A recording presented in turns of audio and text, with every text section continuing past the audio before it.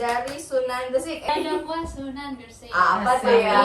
Cara dakwahnya itu super damai guys. Sedamai apa sih? Jadi kenapa damai? Karena beliau itu langsung ngajak orang buat masuk Islam, tapi dengan menunjukkan lewat contoh dan akhlak.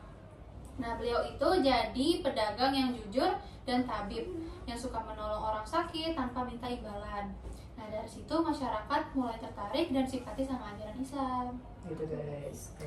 Oke, selanjutnya adalah cara dakwah atau strategi dakwahnya Sunan Ampel. Yang pertama itu beliau melakukan pengubahan kebiasaan masyarakat di Pulau Jawa. Nah, pada saat itu masyarakat Jawa nih masih banyak dengan adat-adat tapi sedikit menyimpang dari akidah. Jadi Sunan Ampel itu tidak setuju dengan adanya adat Jawa seperti kenduri, selamatan, atau sesaji.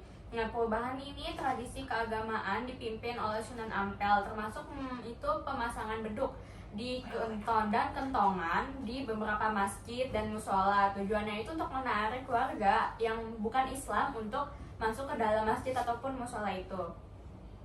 Lalu yang kedua adalah melakukan pendekatan kepada tokoh-tokoh masyarakat. Ya.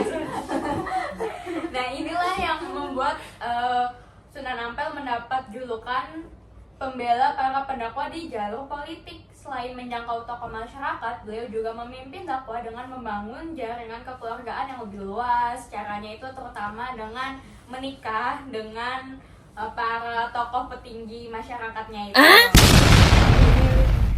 Dan yang ketiga ini yang lumayan sering kita tahu itu adalah ajaran Mohlimo. Apa itu? Mohlimo. Beda ya. Artinya itu jangan melakukan 5 hal tersebut, perbuatan yang dilakukan oleh Allah. Yang pertama apa tuh? Sedikit klarifikasi, bukan dilakukan oleh Allah. Maksudnya yang dilarang oleh Allah. Yang dilarang ya. Pertama, mau main. Apa itu?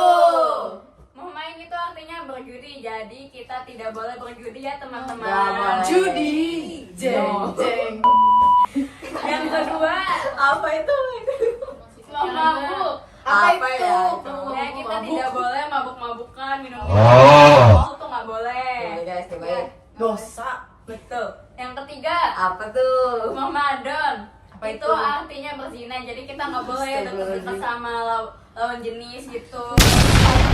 Nggak boleh kayak gitu ya. Jadi masih jenis.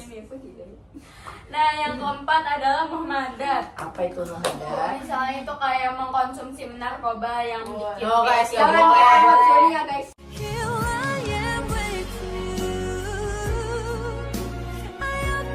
Dan yang terakhir adalah muhmaling. Jangan mencuri, nggak boleh mencuri itu dilarang. Nggak boleh. Jangan mengambil hak yang bukan milik kita.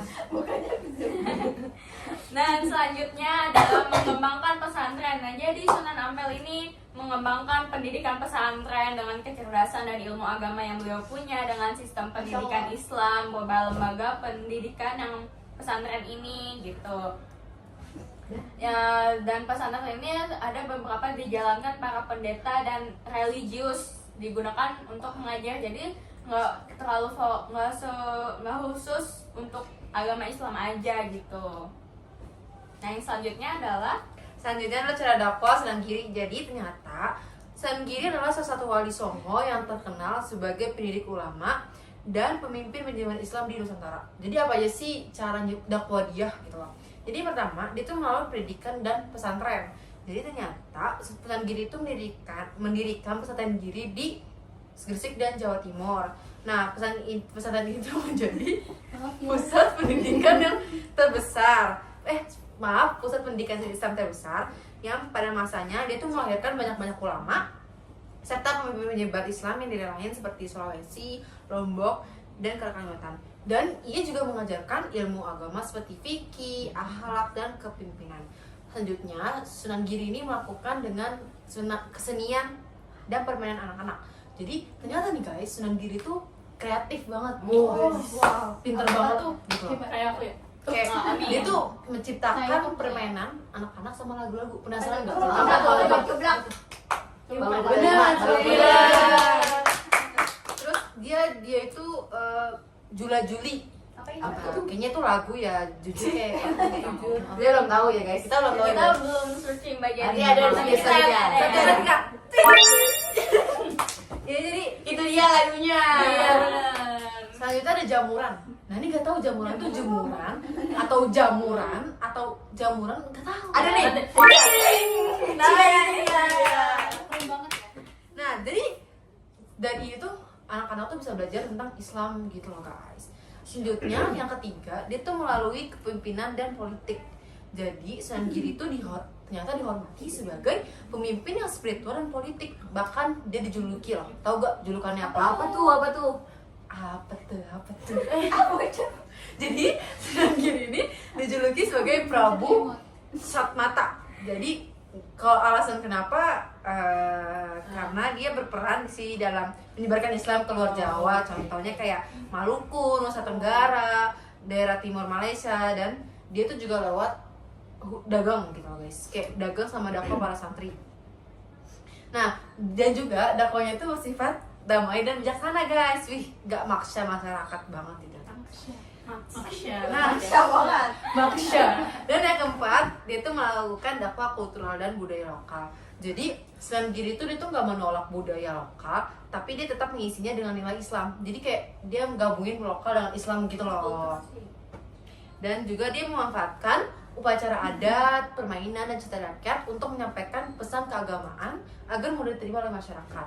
Dan yang terakhir, caranya adalah dengan menanamkan nilai moral dan sosial. Jadi dia tuh mengajarkan pentingnya kejujuran, kerja keras, dan tanggung jawab dalam kehidupan sehari-hari.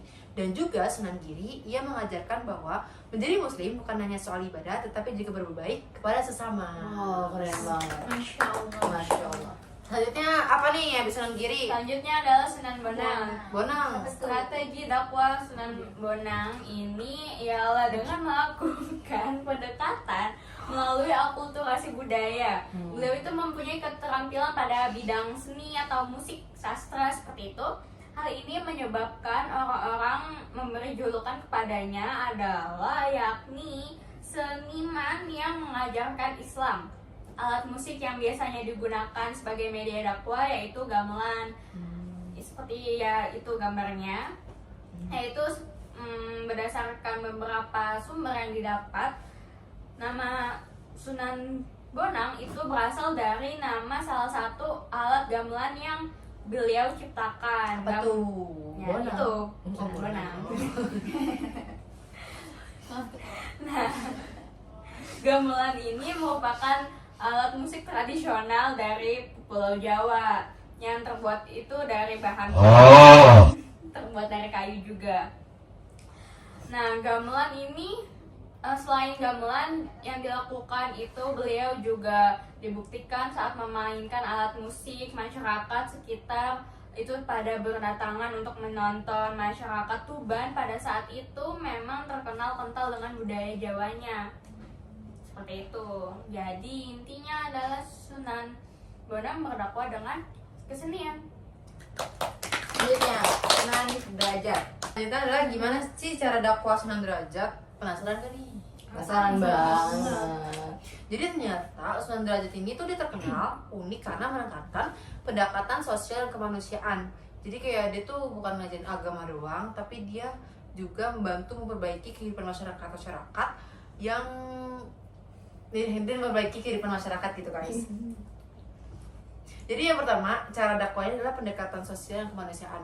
Jadi Sunan Derajat tuh dikenal sangat peduli terhadap anak yatim, orang-orang miskin, dan kaum rumah, dan juga ia mendirikan tempat penampungan dan panti asuhan. Nah, dakwahnya tuh menekankan pentingnya tolong menolong, gotong royong, dan kepedulian sosial. Selanjutnya dia juga melakukan kesenian budaya lokal. Jadi dia menggunakan tembang Jawa. Jadi tembang Jawa, tembang Pakur, suluk dan macarat untuk menyampaikan ajaran Islam. Selanjutnya dia juga bikin lirik lagu yang berisi nilai-nilai moral, etika, dan ajaran tauhid yang sehingga mudah diterima oleh masyarakat. Dan juga pendekatan budaya ini membuat dakwahnya terasa akrab dan tidak memaksa. Selanjutnya yang ketiga dari pendidikan dan binaan masyarakat. Nah, Dan ternyata Sunan Derajat ini mendirikan pesantren di Derajat itu adalah Lamongan yang menjadi pusat pendidikan Islam, dan dia mengajarkan ilmu agama dan keterampilan hidup seperti bercocok tanam, berdagang, dan lain-lain. Dengan cara ini masyarakat tidak hanya beriman tapi juga mandiri secara ekonomi. Dan yang keempat, dia menanamkan nilai moral dan keadilan dengan menyampaikan pesan moral melalui patuah dan berbahasa Jawa. Dia menekankan keseimbangan antara kehidupan dan akhirat, gitu, kehidupan dunia dan akhirat. Terakhir adalah simbolis antara agama dan budaya. Jadi dia itu Sunan Derajat itu tidak menentang budaya lokal, melainkan mengislamkan tradisi Jawa secara perlahan.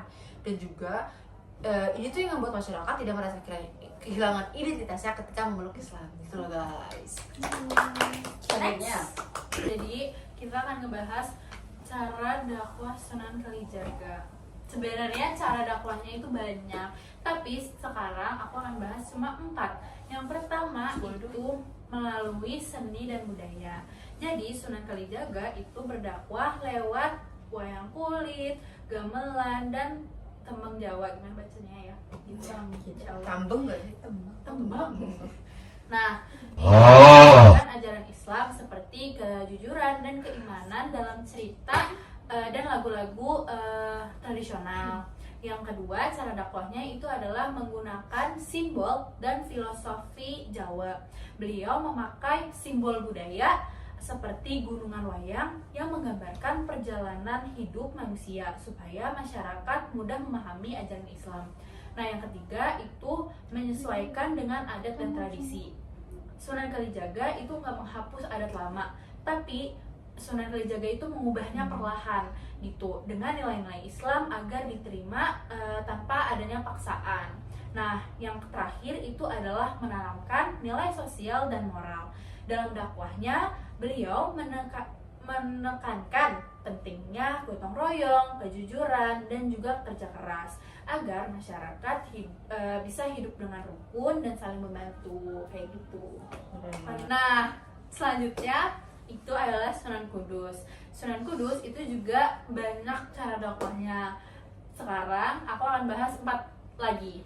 Nah, yang pertama itu adalah pendekatan toleransi. Jadi Sunan Kudus itu sangat menghormati umat lain, terutama adalah agama Hindu.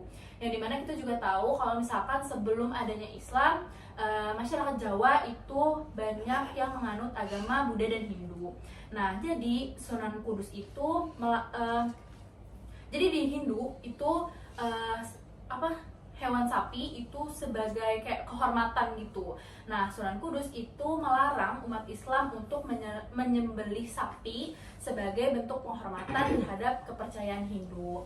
Nah, terus yang kedua adalah perpaduan budaya dalam arsitektur. Nah, beliau itu membangun Masjid Menara Kudus dengan gaya campuran Hindu dan Islam sebagai simbol bahwa Islam bisa hidup berdampingan dengan budaya lokal. Yang ketiga itu adalah pendidikan dan teladan. Sunan Kudus mengajarkan Islam lewat pendidikan dan keteladanan, bukan paksaan, teman-teman. Nah, ia menunjukkan ajaran Islam melalui sikap bijak dan santun. Yang terakhir itu adalah bahasa dan istilah lokal. Dalam berdakwah, Sunan Kudus itu memakai bahasa dan istilah-istilah Hindu-Buddha agar ajarannya mudah dipahami masyarakat setempat. Kayak gitu, teman-teman. Udah. Selanjutnya Selanjutnya aku bakal bahas 2 sunan terakhir. Terakhir nih Yang guys. pertama, ada Sunan Muria. Jadi beliau itu sangat dikenal masyarakat desa. Cara dakwahnya itu sangat halus dan sederhana. Sunan Muria juga lebih suka berdakwah kepada rakyat kecil di daerah pegunungan dan pedesaan. Dia menggunakan kesenian tradisional seperti sunan-sunan sebelumnya. Siapa tuh yang kesenian? Aku Sunan Giri Derajat. Bukan aku guys, sudah Iya. Sunan. Maaf ya Pak Ilham. Oh iya, maaf. Sama kesenian tradisionalnya menggunakan gamelan, tembang Jawa, dan wayang sebagai sarana menyampaikan ajaran Islam. Terus juga lewat lagu-lagu rakyat dan cerita pewayangan. Beliau menanamkan nilai-nilai Islam tanpa menyinggung kepercayaan lama masyarakat. Sunan Muria juga mengajarkan pentingnya kerja keras, gotong royong, dan cinta lingkungan. Hal-hal yang sangat dekat dengan kehidupan masyarakat. Lalu Sunan terakhir yaitu Sunan Gunung Jati. Sunan Gunung Jati sendiri itu dia lebih suka berdakwah di daerah pesisir, terutama di Cirebon dan sekitarnya. Karena banyak orang asing datang berdagang ke sana, Sunan Gunung Jati memanfaatkan jalur politik dan diplomasi dalam dakwahnya. Ia mendirikan Kesultanan Cirebon juga sebagai pusat penyebaran Islam dan menjalin hubungan baik dengan kerajaan lain. Selain itu, beliau juga menekankan akhlak dan sopan santun sebagai kunci dalam menarik hati masyarakat. Lalu pendekatannya yang bijak dan terbuka membuat ajaran Islam itu mudah diterima, bahkan di kalangan bangsawan dan pedagang asing.